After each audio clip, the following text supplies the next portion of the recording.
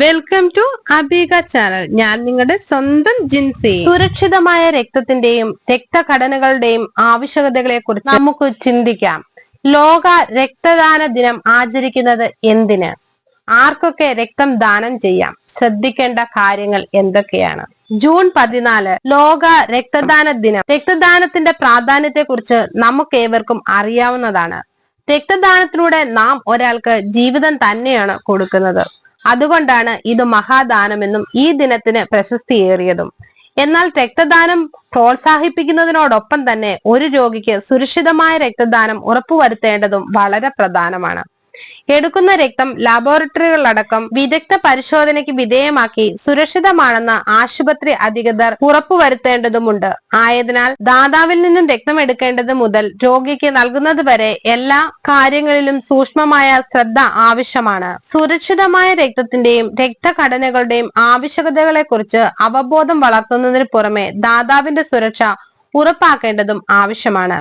രക്തം ആവശ്യമായ രോഗിക്ക് നൽകുന്നത് യോജിച്ച രക്തമാണോ എന്നറിയാൻ നൽകുന്ന ആളുടെയും രോഗിയുടെയും ക്രോസ് മാച്ചിങ് ചെയ്യുന്ന ബ്ലഡ് ആന്റിജനുകൾ വേണം. കൂടാതെ രക്തം കൈമാറുന്നതിലൂടെ രോഗിക്ക് ഒരു തരത്തിലുള്ള രോഗാണുബാധയോ മറ്റോ ഉണ്ടാകാതിരിക്കാനും സൂക്ഷിക്കണം.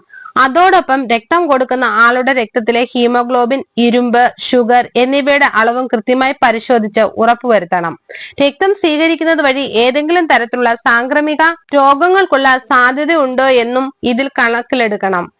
അതേസമയം പുതിയ സാങ്കേതിക വിദ്യകൾ ഉയർന്നു വരുന്നതനുസരിച്ച് പുതിയതും സുസ്ഥിരവുമായ പരിശോധനകൾ ഇതിൽ ഉൾപ്പെടുത്തിക്കൊണ്ട് സുരക്ഷിതമായ രക്തദാനം ഉറപ്പുവരുത്തുവാൻ വിദഗ്ധർ ശ്രമങ്ങൾ നടത്തി വരുന്നുണ്ട്. രക്തഗ്രൂപ്പിലെ ആന്റിജനുകൾ കണ്ടെത്തുന്നതിന് ലാബോറട്ടറികളിൽ നടത്തുന്ന ടെസ്റ്റാണ് ഹീമാഗ്ലൂട്ടിനേഷൻ. ഇതുവരെ 30 രക്തഗ്രൂപ്പുകളിൽ 29 എണ്ണത്തിന്റെ ജീനുകൾ ഡീകോഡ് ചെയ്ത് വിപുലമായ പഠനങ്ങൾ നടത്തിയിട്ടുണ്ട്.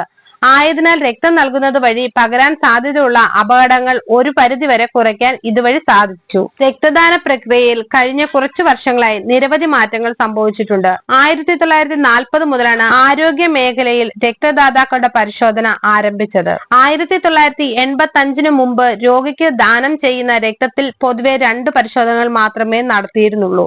എന്നാൽ സ്വീകരിക്കുന്ന രക്തത്തിലൂടെ വരുന്ന അണുബാധയും മറ്റു രോഗസാധ്യതയും കണക്കിലെടുത്ത് ഇതുമായി ബന്ധപ്പെട്ട് കൂടുതൽ പരിശോധനകൾ കൊണ്ടുവരികയായിരുന്നു. Hepatitis B virus, HIV, human ഡീസൽ, ഹെപ്പറ്റൈറ്റിസ് സി വൈറസ്, മലേറിയ എന്നീ പരിശോധനകളും നടത്തും. കൂടാതെ ഡെങ്കിപ്പനി, ചിക്കൻ ഗുനിയ, ചാഗാസ് രോഗം തുടങ്ങിയ പകർച്ചവ്യാധി രോഗങ്ങളുടെ പരിശോധനയും പല രാജ്യങ്ങളിലും നടത്താറുണ്ട്.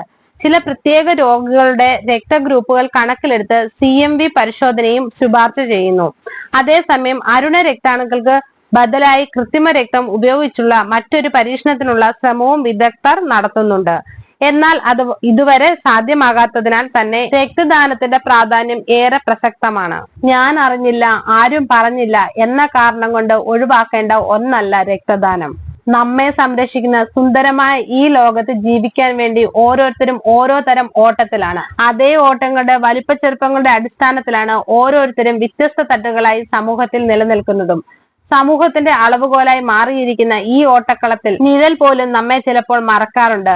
അപ്പോഴും ഒട്ടും മടിക്കാതെ നമ്മോടൊപ്പം ഓടുന്ന ഒരേ ഒരാൾ നമ്മുടെ ഉള്ളിലെ രക്തപ്രവാഹമാണ്. ആ ഒഴുക്കും ഓട്ടവും ഒരു നിമിഷമൊന്ന് നിലച്ചാൽ ചിലപ്പോൾ നമ്മുടെ പ്രാണൻ പോലും അപകടത്തിലായേക്കാം.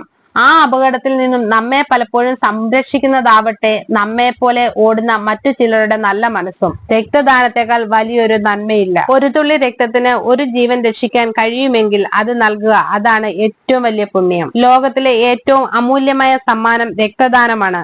നമുക്കും പങ്കാളികളാകാം ആ അമൂല്യമായ സമ്മാനം നൽകിക്കൊണ്ട്. നിങ്ങൾക്ക് ഈ വീഡിയോ ഇഷ്ടമായ ലൈക്ക് ചെയ്യുക, ഷെയർ ചെയ്യുക, സബ്സ്ക്രൈബ് ചെയ്യുക. മറ്റൊരു വീഡിയോയുമായി വീണ്ടും കാണാം.